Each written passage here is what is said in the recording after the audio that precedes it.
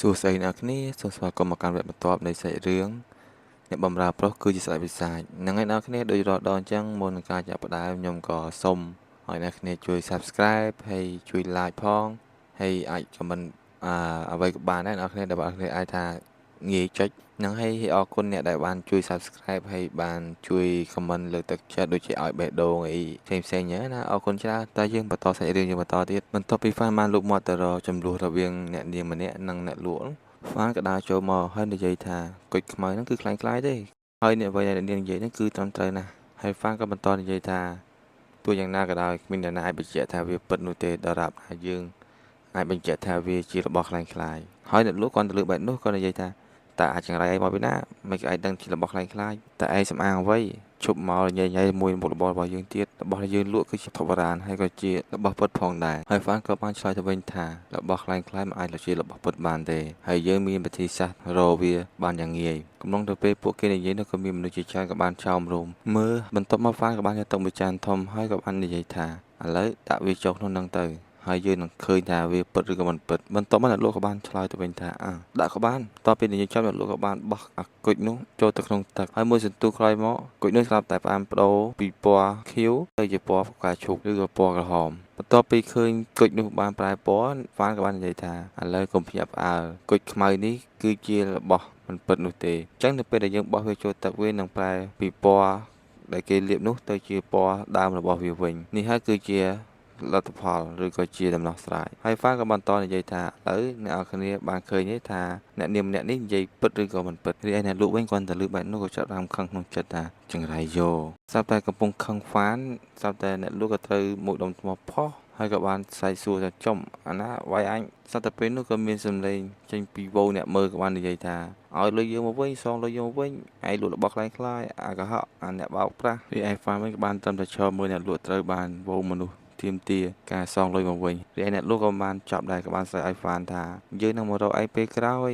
អាចរាយយកកំឡុងពេលដែលឈរមើលអ្នកលក់នោះអ្នកនាងម្នាក់ដែលបាននិយាយមួយអ្នកលក់ក៏បាននិយាយទៅកាន់ហ្វានថាលោកពិតជាមានថ្មិចមុតមែនខ្ញុំគ្រាន់តែដឹងថាវាជារបស់ខ្លាំងខ្លាយតែប៉ុណ្ណោះប៉ុន្តែខ្ញុំមិនអាចរកហេតុផលឬក៏រកភស្តុតាងអ្វីបកបញ្ជាក់ថាវាជារបស់ពិតនោះទេអញ្ចឹងអរគុណលោកដែលបានបញ្ជាក់វាហើយហ្វានក៏បានឆ្លើយទៅវិញថាវាមិនមែនជាបញ្ហាធំអីទេខ្ញុំគ្រាន់តែជាជនរងគ្រោះដែលធ្លាប់ត្រូវបានគេកុហកបែបនេះតែប៉ុណ្ណោះអញ្ចឹងអ្នកនាងមិនមែនជាអ្នកទិញវាទេហើយអ្នកនាងនោះក៏បានឆ្លើយទៅវិញថាអត់ទេខ្ញុំមិនមែនអ្នកទិញទេខ្ញុំគ្រាន់តែចង់ប្រាប់អ្នកលក់នោះថារបស់គេគឺមិនជារបស់ពិតនោះទេគ្រាន់តែលើកបែបនោះលោកមួយកងផាងក៏បាននិយាយថាចំអ្នកនាងនេះចម្លែកម្លេះហើយហ្វាងក៏បានគិតក្នុងចិត្តថាចំនាងម្នាក់នេះមានការយល់ឃើញលឿនមែនតើក៏ប៉ុន្តែជាអកុសលនាងដូចខ្វះបទពិសោធន៍ក្នុងការមើលវាមែនតើបន្ទាប់ពីគិតចប់ហ្វានក៏បានងាកទៅលោកមេការផាងហើយក៏បាននិយាយថាលោកអាចទៅផ្ទះសំណាក់មុនបាន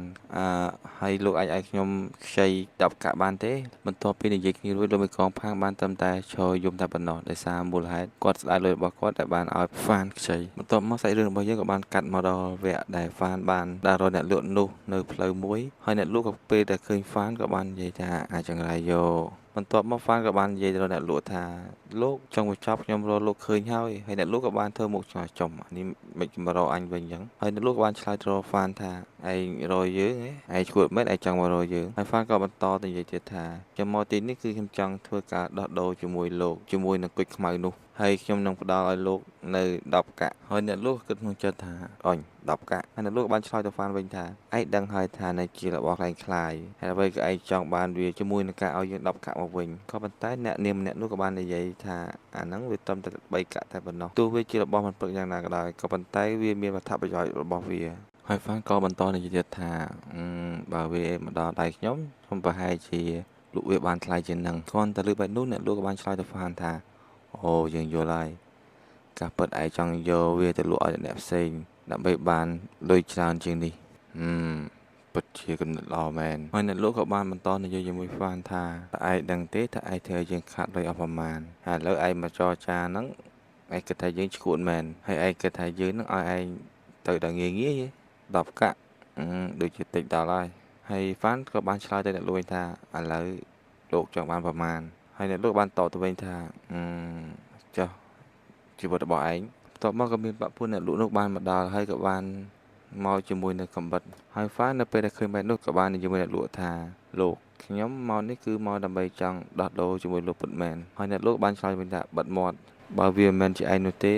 យើងក៏មិនខាតបង់បែបនេះដែរចឹងឲ្យលុយឯងមកមានប្រមាណឲ្យយើងអស់មកកុំឲ្យយើងធ្វើបាបឯងតាន់បន្ទាប់មកហ្វានក៏បានដើរទៅមុខហើយក៏បាននិយាយថាអញ្ចឹងការចរចារបស់យើងគឺបញ្ចប់ហើយអ្នកលក់ក៏បានប្រាប់ឲ្យគ្នាថាទៅសម្រាប់គេទៅហើយមួយរំពេចនោះសពតែពួកគេឈរឆ្កឹងបន្ទាប់មកហ្វានក៏បាននិយាយថាយើងអត់ឃ្លានឈាមទេប៉ុន្តែពួកឯងធ្វើឲ្យយើងឃ្លានឈាមហើយនេះជាអ្វីដែលពួកឯងចង់បានហើយបន្ទាប់មកលទ្ធផលនោះគឺពួកគេក៏បានទៅបានហ្វានទៅសម្លាប់ដោយដកយកវិញ្ញាណរបស់ពួកគេហើយរឿងរបស់យើងក៏បានកាត់មកដល់ផ្ទះសំណាក់ដែលហ្វានស្នាក់នៅមួយនឹងលោកមេកងផាងហើយពេលនោះដែរហ្វានក៏បាននិយាយទៅកាន់លោកមេកងផាងថាលោកមេកងផាងជួយមើលផ្លូវរបស់ខ្ញុំផងកុំឲ្យអ្នកណាចូលក្នុងគាត់ទៅលើបែបនោះលោកមេកងផាងក៏បាននិយាយទៅកាន់ហ្វានថាកុំបារម្ភអីបន្ទាប់មកហ្វានក៏បានបិទទ្វារហើយក៏បានយកត្បូងដែលគេយកពីអ្នកលក់នោះមកដាក់លើតុហើយក៏បានប្រើយុទ្ធសាស្ត្ររបស់គេដាក់ទៅលើត្បូងនោះហើយហ្វានក៏បាននិយាយថាខ្ញុំដឹងវាគឺជាត្បូងដែលរក្សានៅវិញ្ញាណជាច្រើនវាមានអាយុកាលរាប់ពាន់ឆ្នាំណាស់មកហើយវាពិតជាមានតម្លៃណាស់នៅការប្រើយុទ្ធសាស្ត្រឬក៏អនុវត្តនៅយុទ្ធសាស្ត្របិសាចក្នុងនេះវគ្គនេះដែរអ្នកនរគ្នាគឺគេចង់និយាយអំពីហ្វានដែលគាត់ប្រើនៅយុទ្ធសាស្ត្ររបស់គាត់ដែលយកចេញពីដែលមាននៅក្នុងត្បូងដែលជាប្រភេទក្នុងវគ្គនេះដែរអ្នកនរគ្នាគឺនិយាយពីហ្វានដែលគាត់ប្រើវិទ្យាសាស្ត្ររបស់គាត់ទៅលើត្បូងដែលពោពេញទៅដោយវិញ្ញាណហើយប្រើវាដើម្បីបង្កើតនៅឈាមវិសាចអ្នកនរគ្នាគឺឈាមពីអតីតកាលដែលហ្វានមានពីស្ដេចវិសាចមកនឹងអ្នកនរគ្នាវគ្គនេះដែរសូមចប់ដំណឹងហើយចប់ត្រឹមហ្វានក៏ព្យាយាមបង្កើតនៅដំណាក់ឈាមវិសាចដែលប្រើដោយត្បូងដែលពោពេញទៅដោយវិញ្ញាណដែលបានរក្សាទុកឬក៏មានអាយុជាច្រើនពាន់ឆ្នាំណាស់ហើយអញ្ចឹងអ្នកនរគ្នាចាំជួយវគ្គបន្តអរគុណច្រើនបាយបាយ